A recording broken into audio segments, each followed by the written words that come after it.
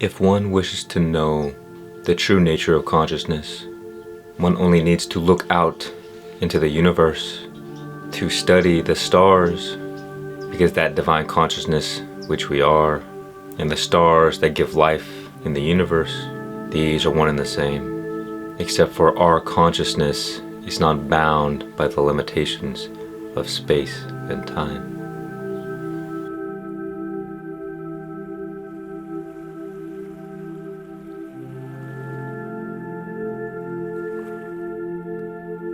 Nikola Tesla once said, "Think in terms of energy, frequency, and vibration, and you will understand the secrets of the universe." The only way we will come to understand the nature of consciousness and the nature of the universe is by looking at them through this lens. So what are stars? What is light? What is energy?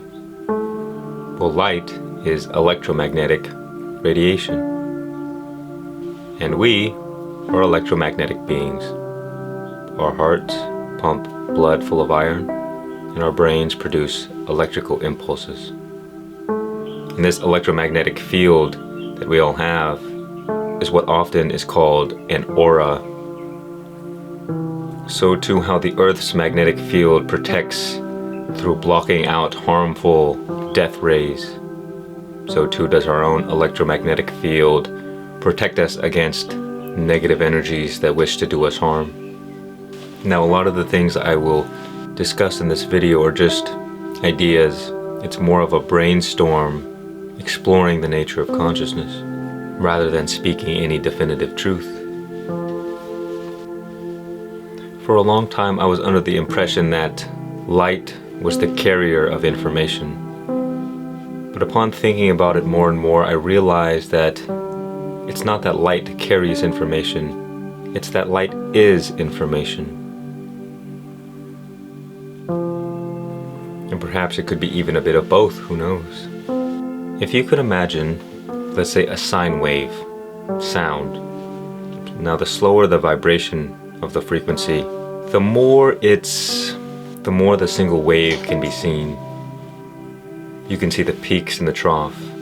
But the faster the frequency vibrates, the higher the frequency, the more everything kind of turns into one whole beam. The individual rates of frequency are no longer seen. And what we find from our own personal experience, now coming from the perspective of brainwave frequencies, our experience of reality is relative to the frequency of our dominant brainwaves at any given moment. To provide a bit of context, it is clear to me that this is what they were speaking about in Genesis in the Bible, in the story of Adam and Eve. That is, the moment human beings became more intelligent, when our brains developed the capacity to operate in the alpha and beta brainwave states, our experience became one of separation. Through the knowledge of good and evil, through the suffering that we experienced, we became more and more aware, more and more conscious. And our brains developed the capacity to vibrate at higher frequencies. And so, from our own experience, when we are awake, we perceive everything in the external world to be separate from us. But what happens when you fall into lower brainwave states, everything kind of melts back together into oneness, into unity. And so therefore the reality we experience is a direct reflection of the vibration, the frequency of our brainwaves. Now here's the interesting thing. In some way or another, information is transferred through the means of electromagnetic radiation. As far as I can tell, information is packaged in the electricity and is carried by the magnetic. So we may assume that our, let's say, energy or aura, the rate of vibration, is directly correlated to the information that we have or that we have accumulated. And whatever our magnetic field is vibrating at that is the reality we will experience. So people say, if you're vibrating at a low frequency, you're going to experience a lot of suffering, a lot of negativity. That is the world you live in. And if you vibrate at a high frequency, then things are good, you feel good, good things happen. And so a way we can look at this is that every packet of information carries with it its own vibrational frequency. Every thought, every emotion, every action. To simplify things, what we are talking about fundamentally is just information. So we have information in the form of thoughts, information in the form of actions and emotions, information in the form of images and patterns that come from the external world, information that comes from food. And so the accumulation of information in our body equals the vibration of our magnetic field, perhaps. What is important here is congruency, is having a stable electromagnetic field. So the more entropy we have in our system, the more chaos, the more our magnetic field will be unstable.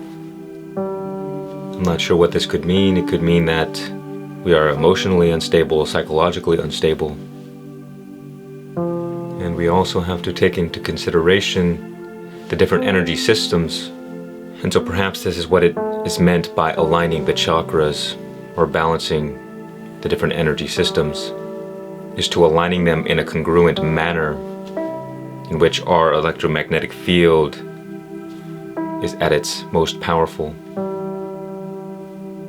And that when we engage in low frequency actions or thoughts, we add chaos and entropy to the system, because if you look at the nature of black holes, for instance, they are absolute nothingness. And if you look at stars, put all the stars in the universe together, well then they are absolute everythingness. And so the universe is the dynamic play between nothing and everything, chaos and order, life and death. And so whether or not we align energetically with the vibration of death or the vibration of life is determined by how much chaos or entropy is in our system. But to return back to this problem, the hard problem of consciousness, how does consciousness awareness arise out of biology? How is the gap bridged? So the way I see things is that the lower frequency of vibration, let's say when it comes to brainwaves, the more unconscious we are. And the higher frequency, the more conscious we are. And if we have a large number of gamma brainwaves, we are supra-conscious, having a spiritual transcendent experience. And so, from what I understand so far, is that the faster frequency of vibration, the higher the density in which information can be stored. Because we understand that somehow information is transferred through electromagnetic radiation. And so you have electrical impulses in the brain waves, vibrating at different frequencies. That determines how much information exists in any given moment. And so the faster the vibration, the more conscious we are. And because consciousness is beyond the boundaries of space and time, consciousness itself is information. Consciousness is energy. Therefore, it seems to me that consciousness should not have any problem transferring and receiving information.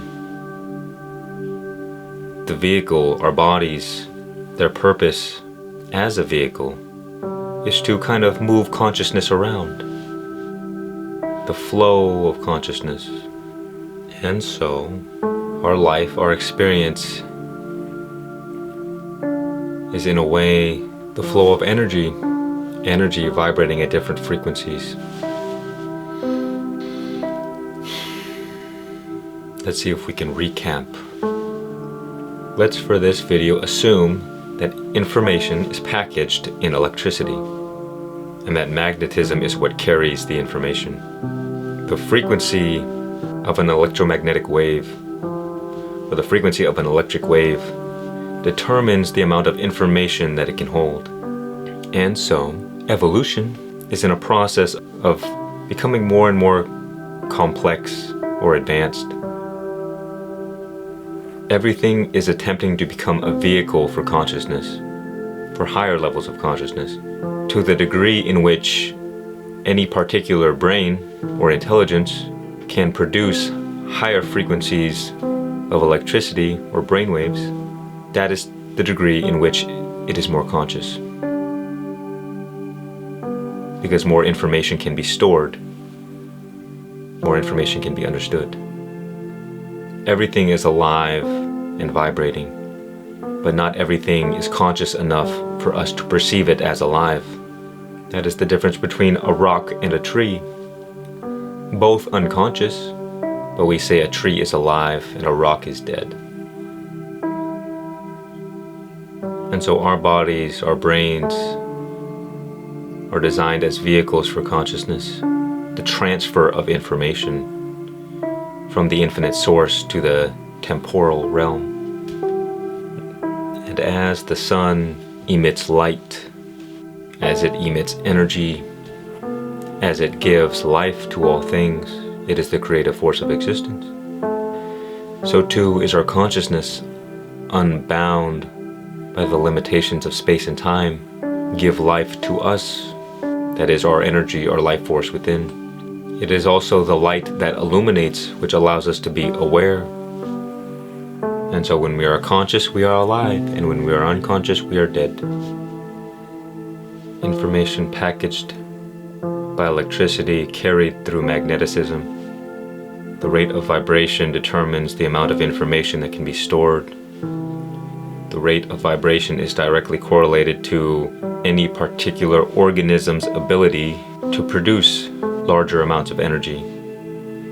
The more powerful the brain, the higher the frequency of brainwave states, the more awareness, the more consciousness can be stored. Consciousness is information. Therefore, it should be able to transfer and receive information effortlessly, because energy is actually the only thing that exists. Everything is energy vibrating at different frequencies of existence. The lower frequencies of existence, deeply unconscious energy, rocks, dirt, rise up to higher frequencies of existence. And you've got the trees. All of these things are in a deep sleep. Trees, one may look at it as, are slowly emerging, slowly waking up. And then you have the bugs and the fish and the insects. And these things are in a deep dream. They're aware, but they are dreaming. And then you have the reptiles and the mammals, more and more aware. Their brains and their bodies produce more power, more energy. And therefore, when we look at a mammal, we see the life within it. We recognize that there is something about it, that it's a higher being than a reptile. If you kill a fly, nobody bats an eye. But if you kill a dog, you're a psychopath. And if you kill a human, you're a murderer. What is the difference? It all comes down to the level of consciousness. Because consciousness is the most valuable resource in existence. Energy. Therefore, the more energy that is lost, the more consciousness that is taken, the more ripple effect it has in space and time, the more of a hole it creates in the environment. Because if you think about it, let's say a person, they go on, let's say they'll live 80 years, and they affect thousands of people in that 80 years. And those thousands of people affect thousands of more people, and thousands of more. But if that person dies or is murdered, then that disrupts and changes the course of history. But if you kill a fly, nothing changes. Doesn't make a difference. If you want to understand the future, if you wish to understand the new world, begin looking at things from an energetic perspective. Energy is just a vibration. operating at different frequencies. The higher the energy, the higher vibration, the higher frequency. When you begin perceiving yourself as an electromagnetic being, it is perhaps a bit easier to understand energy management. Because, for instance, if I eat food with high levels of entropy in it, remember, everything is energy, so there's a big difference between picking a fruit off of a tree, that fruit is alive still, and a fruit that's been sitting on the shelves for weeks. Very big difference. The fruit that's been sitting on the shelves has an extremely large amount of entropy, and therefore when you eat it, it is not that beneficial to your overall energy.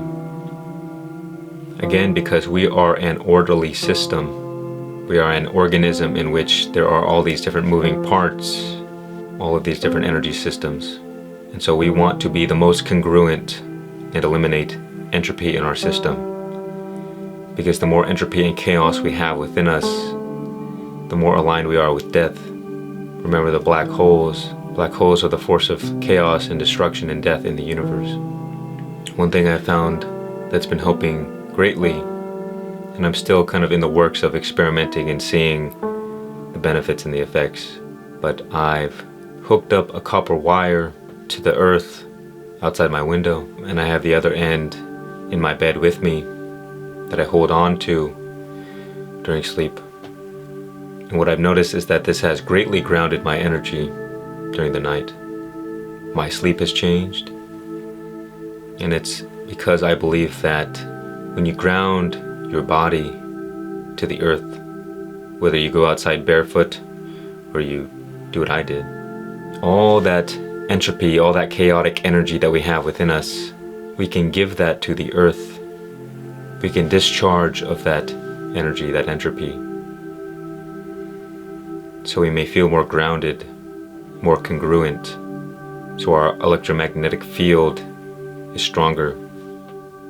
This is the kind of technology of the future, in realizing the nature of consciousness, the nature of energy, and building technology to facilitate the transfer of consciousness, to optimize our bodies, our brains, to be the greatest carriers of consciousness.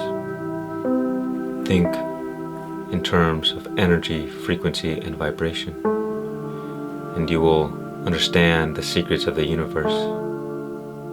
But more importantly, you will understand the secrets of yourself. You will see yourself for the first time.